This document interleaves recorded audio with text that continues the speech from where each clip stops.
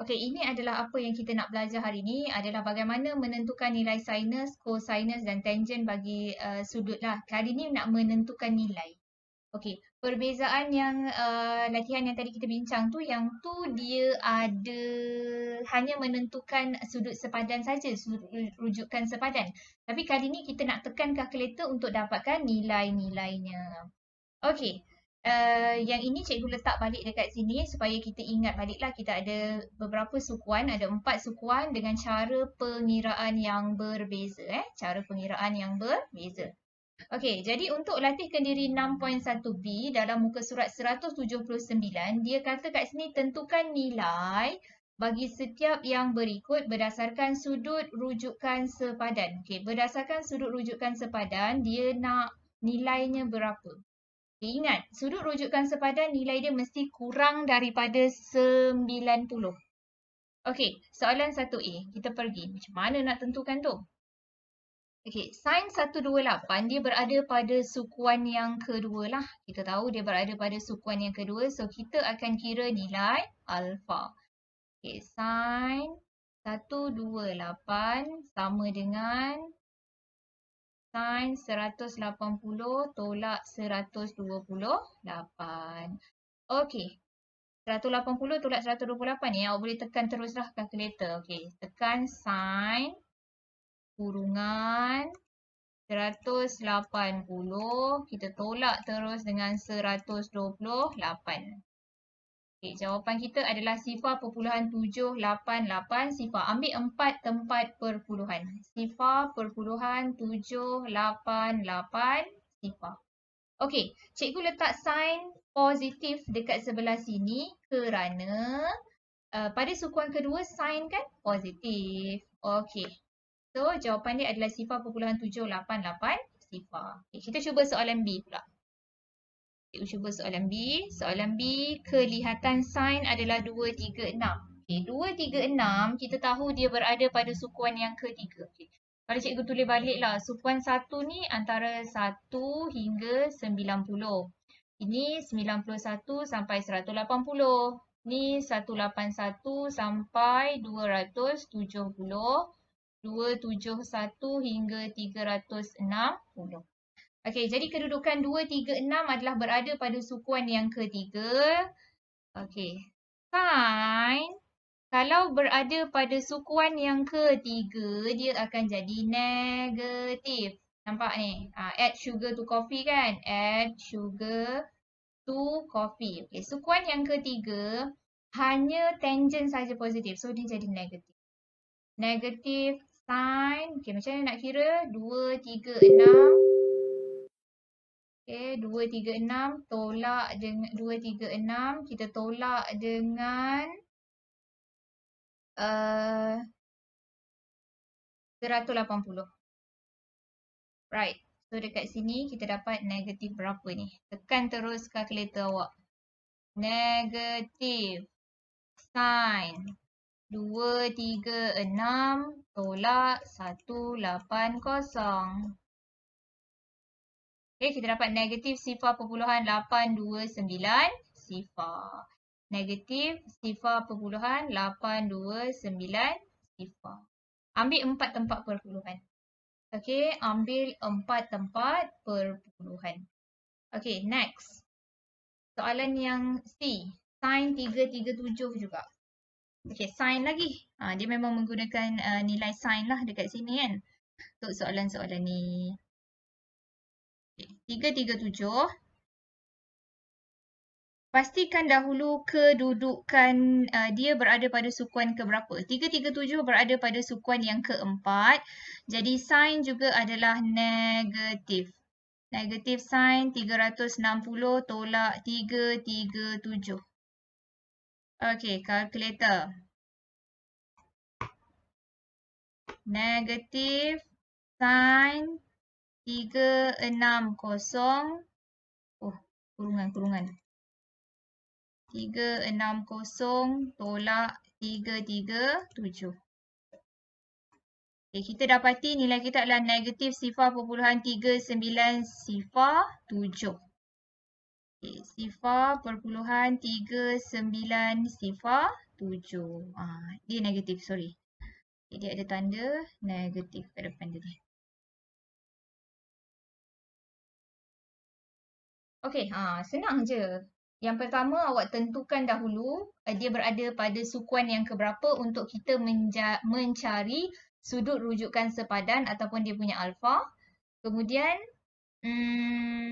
tekan saja kalkulator. Dia negatif ke positif ke? Pastikan kedudukan itu.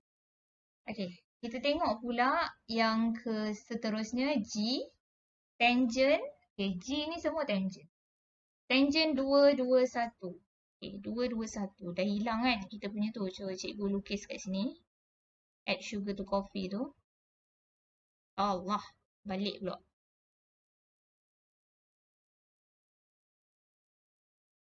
Add sugar to coffee 0, 90, 180, 270.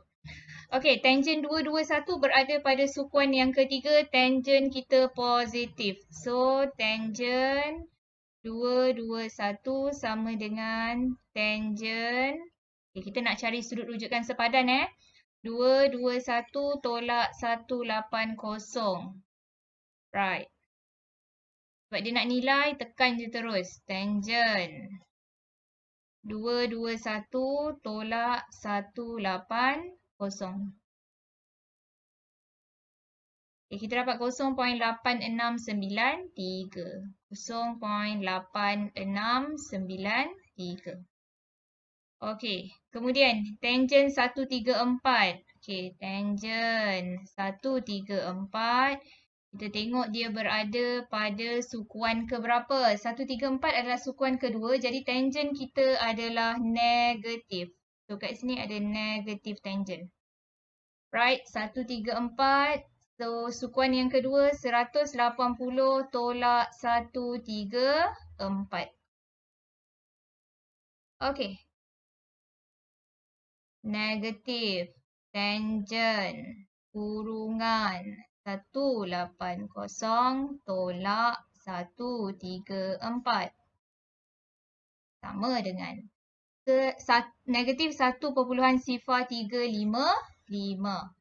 Negatif 1.035. Okey, kena tengok betul tak kita bundarkan. Okey, belakang 5 adalah 3. Tempat perpuluhan yang kelima adalah 3. Jadi betul lah jawapan kita negatif 1.035. Okey. Ada lagi 4 soalan yang cikgu nak awak cuba. Okay. Soalan I sampai O tu cikgu nak awak cuba. I, M, N, O. Okay, awak cuba soalan 4 soalan ini. Okay, seterusnya kita akan menentukan nilai apa untuk sudut-sudut yang special angle lah. Kita panggil dia sudut-sudut special 30, 45 dan 60. Sebenarnya untuk sudut 30, 60 dan 45 ni kita ada jadual sudut dekat bawah ni. Okay, yang ini awak boleh dapat daripada buku teks. Sebenarnya yang ini kita dah buat pembuktian semasa kita di tingkatan 3. Okay, kita dah buat pembuktian ni lah. Jadi sekarang ni macam mana kita nak gunakan jadual ini untuk menyelesaikan soalan. Baik, yang pertama kita akan balik kepada di manakah kedudukan sudut ini. Okey, di manakah berada pada sukuan keberapa? 120 berada pada sukuan kedua. Okay, 135 ada dekat sukuan keberapa? Juga berada pada sukuan kedua. Kemudian 210. 210 ada pada sukuan ketiga. Ni kita kena kenal dululah dia duduk dekat sukuan mana. Sebab soalan ini dia kata tanpa menggunakan kalkulator. Okey, langkah kedua kita kena cari nilai sudut rujukan sepadan yang alfa ni. Kita kena cari nilai alfa. Jadi 180 kita tolak dengan 120. Okay, 180 tolak 120 kita dapat nilai dia 60. Okay, untuk B, nilai rujukan sepadan dia adalah sama juga formula dia 180 tolak 135. Nilai dia adalah 45. Okay. Nilai alfa ni dia takkan lari daripada 30, 60 atau 45. Yang terakhir 210. Okay, alfa dia adalah 210 tolak 180. Maka nilai alfa dia dekat sini adalah 30 darjah. Okay, awak tengok keadaan dia berbeza-beza. 160, 145, 130. Baik, sekarang ni kita kena tentukan nilai sin, cos dan tangent. Okay, untuk soalan A, kita tengok dia punya sinus dia. Okay, sinus 120. Kalau sin 120 ni, nilai sudut rujukan sepadan dia 60 darjah kan? Sama dengan sin 60. Okay, kedudukan pada sukuan yang kedua, maksudnya dia mempunyai nilai positif lah. Sin 60 ni positif. Maka kita baca saja daripada jadual sin 60. Kalau cikgu ni, cikgu colourkan kat sini.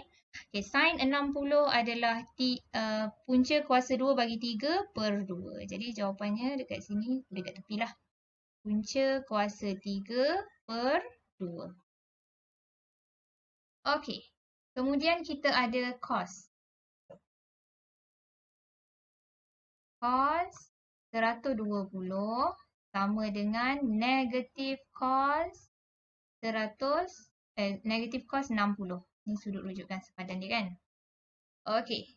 So dia adalah cos 60 adalah 1 per 2. Maka jawapan dia dekat sini adalah negatif 1 per 2. Okey, tangent pula. Tangent 120 adalah sama dengan sudut rujukan sepadan akan jadi negatif lah. Negatif tangent 60. Kedudukan pada sukuan kedua hanya sin sahaja yang positif kan. Okay, kalau cikgu baca daripada jadual yang warna kuning ni tadi, tangent 60 adalah punca kuasa 2 bagi 3. Tapi dia ada negatif lah. Negatif punca kuasa 2 bagi 3. Macam tu je untuk kita selesaikan soalan ini. Okay, kita pergi pula ke soalan B. Okay, kita pergi pula ke soalan B.